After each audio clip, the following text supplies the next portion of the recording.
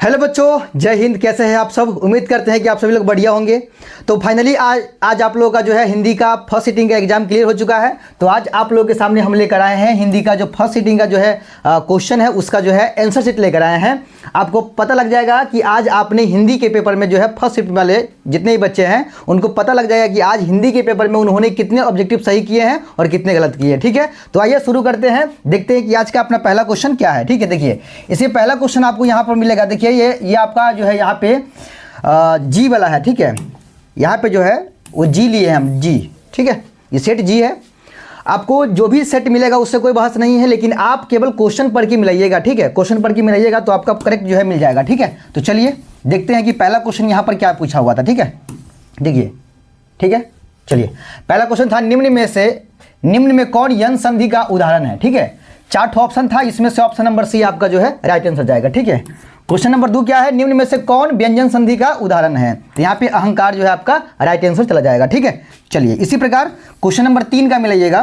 Question number 3 है कि निम्न में से कौन विसर्ग संधि का उदाहरण है। ठीक है, तो ये आपका नयन नयन नहीं बल्कि निश्चल आपका जो है राइट आंसर जाएगा, क्योंकि ये बच्चा जो है यहाँ पे नयन लगा दिया है, थोड़ा सा दिमाग जो है हमारा भी डिस्टर्ब हो गया। ठीक है, तो निश्चल जो है आपका राइट आंसर चला जाएगा। ठीक है, अगला क्वेश्चन क्या है आपका कि जब एक व्यंजन अपने समान अन्य व्यंजन से मिलता है तब उसे क्या कहा जाता है। तब उसे जो है द्वितीय कहा जाता है, द्वित्व। ठीक है, द्वित्व कहा जाता है। ठीक है, अगला क्वेश्चन क्या है देखिएगा, क्वेश्चन नंबर 5 में लिखा है, 5वां क्वेश्चन है कि लेने के देने परना मुहावरे का अर्थ क्या है। तो लेने के देने परने का मुहावरे का अर्थ जो है वो है लाभ के बदले हानि। ठीक है, लाभ के बदले हानि।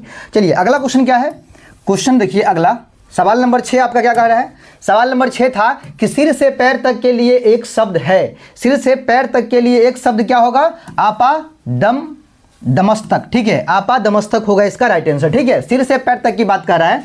अगला क्वेश्चन था इसमें, निम्न में कौन शुद्ध वाक्य है। निम्न में कौन शुद्ध वाक्य है। तो इनमें आपका जो है लाश जल गई, ये आपका शुद्ध वाक्य है। यहाँ तीनों के तीनों ऑप्शन गलत है, याद रखिएगा। ठीक है, चलिए अगला क्वेश्चन देखिएगा, सवाल नंबर 8 आपका क्या कह रहा है।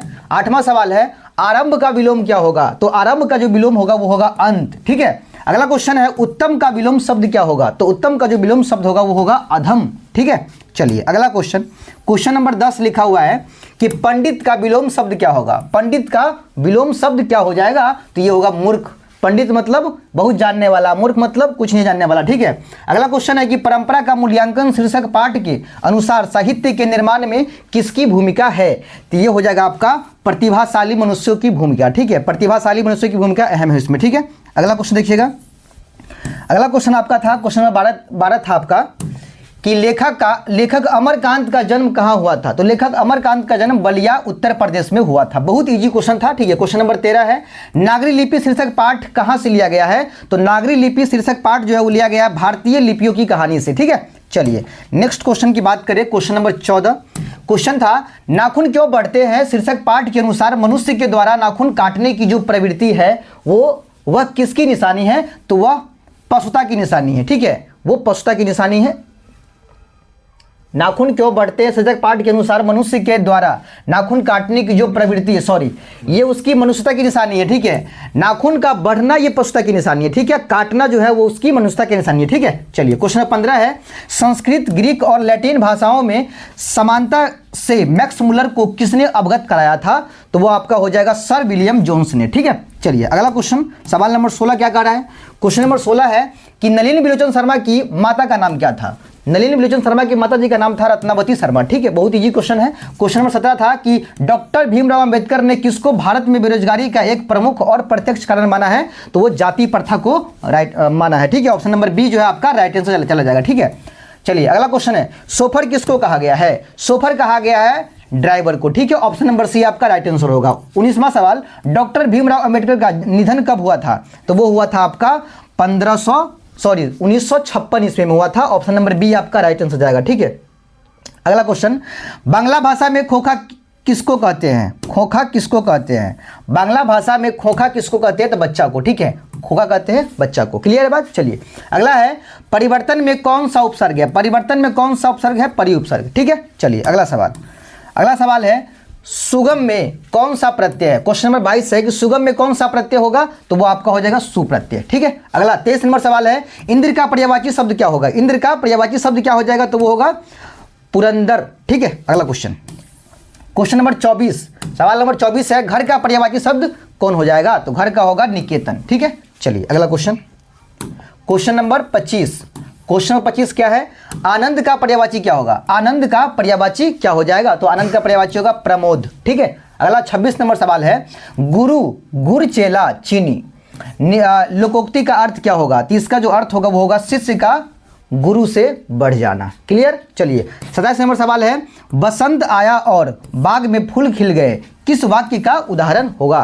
तो ये हो जाएगा संयुक्त वाक्य का उदाहरण, ऑप्शन नंबर डी आपका राइट आंसर। ठीक है, चलिए क्वेश्चन नंबर 28 देखिएगा, क्वेश्चन नंबर 28 आपका है कि शुभम गोपाल को दूध दे रहा है, यह किस कारक का उदाहरण है? तो ये आपका चला जाएगा कर्म कारक का। ठीक है, कर्म कारक का। क्वेश्चन नंबर 29 है, माँ ने बच्चों को सुलाया, माँ ने बच्चों को सुलाया, यह किस कारक का उदाहरण है? तो ये हो जाएगा आपका कर्म कारक का। क्लियर बात। चलिए क्वेश्चन नंबर 30 में देखिएगा, क्वेश्चन नंबर 30 आपका है कि बुढ़िया का बहुवचन रूप क्या होगा? बुढ़िया का जो बहुवचन रूप होगा वो होगा बुढ़िया। ठीक है, बुढ़िया हो जाएगा, बुढ़िया। यहाँ पर चंद्र बिंदु लगा हुआ है, दोनों में फर्क है। ठीक है, चलिए अगला है 31 नंबर सवाल, कवि सुमित्रानंद पंत ने भारत माता का कैसा चित्र प्रस्तुत किया है? तो वो आपका चला जाएगा यथार्थ रूप प्रस्तुत किया है। ठीक है, चलिए अगला सवाल, अगला सवाल देखिएगा 32 नंबर क्वेश्चन है कि कवि बद्री नारायण चौधरी प्रेम घन के अनुसार किस वृत्ति का विकास चारों ओर हुआ? तो ये हो जाएगा दास वृत्ति का। दास वृत्ति का जो है विकास चारों ओर हुआ। 33 नंबर सवाल है, कवि घनानंद के अनुसार प्रेम का सिद्धांत है, तो प्रेम का सिद्धांत जो होगा वो होगा एक निष्ठा और पूर्ण समर्पण। ठीक है, चलिए अगला सवाल, सवाल नंबर 34 में लिखा हुआ है कि कबीर खान ने पठित पाठ में राधा कृष्ण के प्रेममय युगल रूप का वर्णन किया है। तो यह आपका चला जाएगा कुंडलिया में। ठीक है, सॉरी कुंडलिया नहीं होगा। ठीक है, ये होगा दोहा सोरठा में। ठीक है, दोहा सोरठा में जो है राधा और कृष्ण का वर्णन किया गया। ठीक है, चलिए क्वेश्चन 35 है कि हरत शोक ते रहे नियारो नाही मान अपमाना, किस कविता का उद्धृत है? किस कविता से उद्धृत है? तो देखिए यहाँ ऑप्शन थक गया है, तो यह आपका चला जाएगा ऑप्शन नंबर सी। ठीक है, ऑप्शन नंबर सी चला जाएगा, जो नर दुख में दुख नहीं माने। ठीक है, सवाल नंबर 36, महात्मा गांधी का सबसे बड़ा हथियार क्या था? महात्मा गांधी का सबसे बड़ा हथियार था अहिंसा और सत्याग्रह। ठीक है, चलिए क्वेश्चन नंबर 37 क्या था? 37 नंबर सवाल है यहाँ पे कि नौबत खाने में इबादत शीर्षक पाठ के अनुसार काशी किसकी पाठशाला है? काशी किसके स्वर पर जागती है? तो संगीत के स्वर पर। ठीक है, काशी संगीत के स्वर पर जागती है। अगला सवाल, सवाल नंबर 38। ठीक है, 38 नंबर सवाल देखिएगा, सवाल है, वह आदमी नया गरम कोट पहनकर चला गया विचार की तरह। ठीक है, कविता संग्रह के कवि कौन है? तो ये हो जाएगा विनोद कुमार शुक्ल जी। ठीक है, क्वेश्चन नंबर 39 है, अभिनयों में एकांत रचनात्मक प्रवास का अवसर किनको प्राप्त हुआ था? तो ये हो जाएगा आपका अशोक वाजपेयी जी को। ठीक है, चलिए अगला क्वेश्चन नंबर 40 देखिएगा, सवाल है कि बिरजू महाराज का जन्म कहाँ हुआ था? तो बिरजू महाराज का जन्म हुआ था लखनऊ में। दही वाली मगम्बा, क्वेश्चन नंबर 41 है कि दही वाली मगम्बा शीर्षक पाठ के अनुवादक कौन है? तो इनका हो जाएगा VR नारायण जी। ठीक है, चलिए क्वेश्चन नंबर अगला क्या है? क्वेश्चन नंबर 42 आपका है कि माँ शीर्षक पाठ में माँ जी मंगू की मौत को किस रूप में छुटकारा मानती थी? तो वो मानती थी आपदा के रूप में। ठीक है, क्वेश्चन नंबर 43 है, नगर शीर्षक पाठ में वल्ली अम्माल अपनी लड़की पापत्ती के साथ मदुरई के अस्पताल के किस विभाग के बाहर बैठी प्रतीक्षा कर रही थी? तो ये आपका चला जाएगा बहिरंग रोगी विभाग। ठीक है, चलिए अगला सवाल, अगला सवाल आपका है सवाल नंबर 44। ठीक है, 44 नंबर क्वेश्चन है कि द नोटबुक्स ऑफ माल्टे लॉरिट्स ब्रिज उपन्यास के लेखक कौन है? ठीक है, तो इसके लेखक हो जाएंगे रेनर मारिया रिल्के। ठीक है, हाँ चलिए क्वेश्चन 45 है कि वनलता सेन नामक कृति को 1952 में श्रेष्ठ काव्य ग्रंथ का पुरस्कार किसके द्वारा प्रदान किया गया था? तो वो किया गया था, देखिए ये किया गया था, यहाँ पर देखिएगा, ये ऑप्शन नंबर सी जाएगा आपका राइट। ठीक है, निखिल बंग रविंद्र साहित्य सम्मेलन के द्वारा। ठीक है, चलिए अगला सवाल है सवाल नंबर 46, कविताओं की चर्चित श्रृंखला कवि ने कहाँ से निम्न में कौन शीर्षक कविता से ली गई है? ठीक है, तो ये लिया गया आपका भारत माता से। ठीक है, चलिए अगला क्वेश्चन नंबर 47। क्वेश्चन नंबर 47 क्या है, निम्न में कौन शीर्षक कविता हमारी बेपरवाहियों के बाहर विपरीत परिस्थितियों से लगातार लड़ते हुए बढ़ते जाने वाले जीवन का चरित्र प्रस्तुत करती है? तो ये हो जाएगा आपका हमारी नींद। क्वेश्चन नंबर 48, निम्न में कौन सम्मान कवि कुंवर नारायण के प्रति है? तो वो हो जाएगा आपका ऑप्शन नंबर डी, इनमें सभी लोहिया सम्मान, व्यास सम्मान और कबीर सम्मान। ठीक है, चलिए अगला सवाल, सवाल नंबर 49 है, सच्चिदानंद हीरानंद वात्स्यायन अज्ञेय के द्वारा लिखित निम्न में कौन उपन्यास नहीं है? तो ये आपका अरे यायावर रहेगा याद। ठीक है, ये इनके द्वारा लिखा गया उपन्यास नहीं है। ठीक है, चलिए अगला क्वेश्चन नंबर 50। ठीक है, 50 है, जनतंत्र का जन्म शीर्षक पाठ में जब जनता कोपाकुल हो भ्रिकुट चढ़ाती है तब क्या होता है? तब होता है, देखिए ऑप्शन नंबर डी, भूडोल होता है और बवंडर उठते हैं। ठीक है, चलिए अगला सवाल, सवाल नंबर 51 क्या है, क्वेश्चन है कि कुल श्रेष्ठ किस तत्पुरुष का समास का मतलब किस तत्पुरुष समास का उदाहरण है? तो यह आपका चला जाएगा अधिकरण का। ठीक है, चलिए अगला सवाल है, चंद्रशेखर किस समास का उदाहरण है? तो यह आपका जाएगा बहुब्रीहि समास का। ठीक है, चलिए बहुत व्याकरण में क्वेश्चन जो है बहुत इजी भी था, कुछ हार्ड भी क्वेश्चन था। ठीक है, क्वेश्चन है गाय बैल किस समास का उदाहरण है? चलिए सवाल नंबर 54 क्या लिखा हुआ है कि बाजार विशेष का विशेषण क्या होगा? तो बाजार का होगा बाजारू। ठीक है, चलिए अगला सवाल देखिएगा, सवाल नंबर 55 आपका क्या है, 55 नंबर सवाल है कि नगर विशेष का विशेषण क्या होगा? नगर विशेष का विशेषण होगा नागरिक। ठीक है, क्वेश्चन नंबर 56 है, पर्वत विशेष का विशेषण क्या होगा? तो ये आपका जाएगा पर्वतीय। ठीक है, अगला सवाल क्वेश्चन नंबर 57 है कि शिक्षा में कौन सा प्रत्यय है? तो शिक्षा में प्रत्यय आपका होगा आ। ठीक है, अगला क्वेश्चन नंबर 58 है कि डाकू में कौन सा प्रत्यय है? तो डाकू में होगा उ प्रत्यय। ठीक है, 59 नंबर सवाल है कि हंसोड़ में कौन सा प्रत्यय है? हंसोड़ में प्रत्यय आपका जाएगा ऑप्शन नंबर ए। ठीक है, क्या लिखा हुआ है? और। ठीक है, और प्रत्यय चला जाएगा। ठीक है, चलिए 60 नंबर सवाल देखिएगा, सवाल नंबर 60 आपका है कि अवकाश में कौन सा प्रत्यय है? तो अवकाश में जो प्रत्यय होगा वो होगा अब। ठीक है, क्वेश्चन नंबर 61 है कि हिंदी साहित्य की भूमिका किसकी रचना है? तो वो चला जाएगा हजारी प्रसाद द्विवेदी। ठीक है, चलिए क्वेश्चन नंबर 62। ठीक है, 62 नंबर सवाल है कि अपरिहार्य शब्द का अर्थ क्या होता है? ठीक है, तो ये हो जाएगा जिसे छोड़ा ना जा सके या फिर अनिवार्य जिसको बोलते हैं। ठीक है, क्वेश्चन नंबर 63, सहजात वृत्ति का अर्थ क्या होता है? तो सहजात वृत्ति का अर्थ होता है जन्म के साथ पैदा होने वाली वृत्ति या स्वभाव। ठीक है, अगला सवाल, सवाल नंबर 64 में लिखा हुआ है कि आदिलेख का अर्थ क्या होता है? तो आदिलेख का जो अर्थ हो जाएगा वो होगा अत्यंत प्राचीन प्रारंभिक लेख। ठीक है, अगला सवाल, सवाल नंबर 65 लिखा है कि उर्वशी के रचनाकार कौन है? ठीक है, तो ये हो जाएगा रामधारी सिंह दिनकर जी। ठीक है, सवाल नंबर 66 है कि सारस पक्षी को अन्य किस नाम से जाना जाता है? तो ये जाना जाता है, देखिए ये आपका होगा क्रॉन्च नाम से। ठीक है, ऑप्शन नंबर सी आपका जो है राइट आंसर जाएगा, क्रॉन्च नाम से जो है जाना जाता है उसको। सवाल नंबर 67 है कि लौटकर आऊंगा फिर शीर्षक पाठ के रचनाकार कौन है? तो ये है जीवनानंद दास। ठीक है, क्वेश्चन नंबर 68 है कि शिक्षा और संस्कृति शीर्षक पाठ के रचनाकार कौन है? तो ये चला जाएगा महात्मा गांधी जी। ठीक है, अगला क्वेश्चन नंबर 69। ठीक है, 69 नंबर सवाल है बहादुर शीर्षक पाठ की विद्या है? तो ये आपका हो जाएगा कहानी। ठीक है, option number A. Question number 70 है कि भारत माता शीर्षक पाठ के रचनाकार कौन है? सुमित्रा नंदन Pant ji, option number B. ठीक है, सवाल नंबर 71 है कि निम्न में से कौन देशज शब्द है? तो निम्न में से कौन देशज है? तो ए खिचड़ी आपका देशज शब्द है। ठीक है, सवाल नंबर 72 है कि मेरे अध्यापक बहुत भले हैं। ठीक है, बहुत भले हैं इस वाक्य में प्रयुक्त बहुत भले किस पदबंध का उदाहरण है? ठीक है, तो ये जाएगा विशेषण पदबंध। ठीक है, ऑप्शन नंबर बी जाएगा। ठीक है, क्वेश्चन नंबर 73 है आपका कि दिवाली किस संज्ञा का उदाहरण है? दिवाली चला जाएगा व्यक्तिवाचक का। ठीक है, व्यक्तिवाचक चला जाएगा, ऑप्शन नंबर ए। सवाल नंबर 74 है कि निम्न में कौन जातिवाचक संज्ञा का उदाहरण है? तो प्रोफेसर आपका जो है जातिवाचक संज्ञा का उदाहरण है, ऑप्शन नंबर डी। ठीक है, अगला क्वेश्चन नंबर 75 क्या है? सवाल नंबर 75 आपका कह रहा है कि तेल किस संज्ञा का उदाहरण है? तो ये चला जाएगा द्रव्यवाचक का। ठीक है, चलिए अगला सवाल नंबर 76 निम्न में से कौन कर्मवाच्य का उदाहरण है?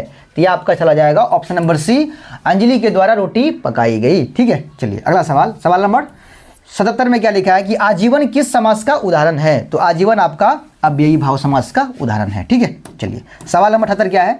78 नंबर क्वेश्चन है कि नर प्लस इस पदों की संधि क्या होगा, तो नरेश होगा, ऑप्शन नंबर सी। ठीक है। सवाल नंबर 79 है, धरती कब तक घूमेगी शीर्षक पाठ मूल रूप से किस भाषा में लिखी गई है, तो ये राजस्थानी भाषा में लिखी गई थी, ऑप्शन नंबर बी आपका राइट हो जाएगा। ठीक है। क्वेश्चन नंबर 80 क्या है, माँ शीर्षक पाठ के लेखक कौन है, तो माँ शीर्षक पाठ के जो लेखक होंगे वो हो जाएंगे ईश्वर पेटलीकर। ठीक है। ऑप्शन नंबर सी आपका जो है राइट चला जाएगा। ठीक है। चलिए 81 नंबर सवाल क्या है कि द का उच्चारण स्थान क्या हो जाएगा, तो दंत होगा, ऑप्शन नंबर सी। 82 नंबर सवाल है, निम्न में से कौन दंतोष्ठ ध्वनि है, तो वो हो जाएगा व आपका दंतोष्ठ से निकलता है। ठीक है। दांत और ओष्ठ से निकलता है। चलिए अगला सवाल देखिएगा, सवाल कहां चला गया भाई, कौन सा ये क्वेश्चन था, क्वेश्चन था 82। ठीक है। ये 83 नंबर सवाल है। ठीक है। ये सवाल नंबर 83 क्या है कि ई का उच्चारण स्थान क्या हो जाएगा, तो ई का उच्चारण स्थान होगा तालु। ठीक है।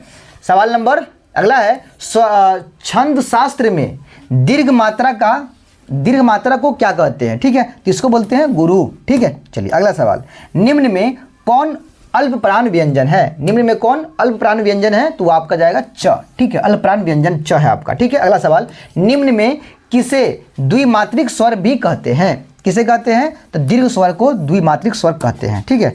अगला सवाल अगला है आपका, देखिए अगला सवाल क्या है कि नाद की दृष्टि से जिन व्यंजन वर्णों के उच्चारण में स्वर तंत्रियां झंकृत होती है उन्हें क्या कहा जाता है, तो उन्हें कहा जाता है घोष। ठीक है। अगला सवाल है, केवल मुंह से बोले जाने वाले सस्वर वर्णों को क्या कहते हैं, तो इन्हें कहा जाता है निर्नुनासिका। ठीक है। चलिए अगला सवाल, अब सवाल देखिए यहाँ से, सवाल नंबर 89। ठीक है। 89 नंबर सवाल, निम्न में कौन अंतस्थ व्यंजन है, तो ये आपका जाएगा ल। ठीक है। पहला ऑप्शन नंबर ए सही है। 90 नंबर सवाल है, निम्न में से कौन उष्म व्यंजन वर्ण है, तो ये जाएगा मूर्धन्य स उष्म व्यंजन वर्ण। ठीक है। चलिए अगला सवाल 91 नंबर सवाल है, निम्न में कौन पुल्लिंग शब्द है, तो ये ऑप्शन नंबर सी जाएगा, आईना। ठीक है। Option number C. 92 नंबर सवाल है, निम्न में से कौन स्त्रीलिंग शब्द है, तो ये चला जाएगा चेष्टा। ठीक है। चेष्टा, ऑप्शन नंबर बी। ठीक है। अगला सवाल नंबर 93 क्या है कि अंकित मेला घूमने गया था, यह वाक्य किस काल का उदाहरण है, तो यह जो है गया था भूतकाल का। ठीक है। Option number B. Question number 94 है कि घोड़ा बहुत तेज दौड़ता है, इस वाक्य में प्रविशेषण क्या हो जाएगा, तो इसमें होगा बहुत आपका प्रविशेषण है। ठीक है। चलिए अगला सवाल नंबर 95 क्या है, 95 नंबर सवाल है कि सोहन तैयार होकर विद्यालय गया, यह वाक्य किस क्रिया का उदाहरण है, तो ये चला जाएगा पूर्वकालिक क्रिया। ठीक है। पूर्वकालिक क्रिया का होगा उदाहरण। ठीक है। Option number A. 96 नंबर सवाल है, कक्षा में सब छात्र उपस्थित है, यह वाक्य किस विशेषण का उदाहरण है, तो ये होगा अनिश्चित संख्यावाचक का। ठीक है। चलिए अगला है, सवाल नंबर 97 क्या है कि अमरजीत शहरी लड़का है, यह वाक्य किस विशेषण का उदाहरण है, तो यह हो जाएगा गुणवाचक का। ठीक है। Option number A. 98 नंबर सवाल है, अंकिता अपने आप जा रही है, इस वाक्य में किस सर्वनाम का उदाहरण है, तो ये हो जाएगा आपका निजवाचक का। ठीक है। निजवाचक का ये उदाहरण है। ठीक। ऑप्शन नंबर सी जाएगा 98 का। ठीक है। चलिए 99 नंबर सवाल है, मेरे लिए यह घर अनजान नहीं है, इस वाक्य में यह किस सर्वनाम का उदाहरण हो जाएगा, तो ये होगा निजवाचक का। ठीक है। ऑप्शन नंबर ए, निश्चयवाचक का होगा। अगला सवाल है, आखिरी सवाल है ये कि निम्न में कौन तत्सम शब्द का उदाहरण है, तो यह आपका चला जाएगा ऑप्शन नंबर सी, सूर्य। ठीक है। तत्सम शब्द है। ठीक है। देखिए 100 क्वेश्चन जो है आपको हम राइट आंसर बता दिए हैं कि 100 में से किसका कौन से क्वेश्चन का आंसर कौन सा होगा। ठीक है। आप बताइए कमेंट करके कि आपने कितने क्वेश्चन का जवाब सही दिया है और कितने क्वेश्चन का जवाब गलत दिया है। ठीक है। चलिए हो गया यहाँ तक खत्म। अब आपको सेकंड शिफ्ट का भी हो सके तो टाइम मिलेगा तो कराया जाएगा, क्योंकि शाम के टाइम में आज जो है शाम 5:30 बजे से जो है 5:30 से जो है आपका मैथ का जो है क्लास चलने वाला है, मैथ का क्लास चलने वाला है, वो भी लाइव चलने वाला है, लाइव में चलने वाला है। तो आप लोग जो है हमने शेड्यूल कर दिया है। ठीक है। आप जाइए उसको नोटिफिकेशन करके ऑल कर लीजिएगा। ठीक है। ताकि आप लाइव जुड़कर और मैथ में अपना बेस्ट स्कोर जो है कर सके। ठीक है। और उस सेशन को शेयर भी कर दीजिएगा। ठीक है। शेयर भी कर दीजिएगा उसको। ठीक है। शेयर भी कर दीजिएगा। ठीक है। चलिए मिलते हैं आप मैथ क्लास में, तब तक के लिए जय हिंद।